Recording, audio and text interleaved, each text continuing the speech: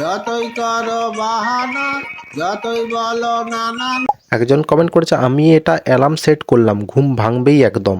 আজকে দেখবো আবারও ফানি মিম এবং ওই মিমে করা তোমাদেরই ফানি কমেন্টস পড়বো, তো চলো মজা হবে।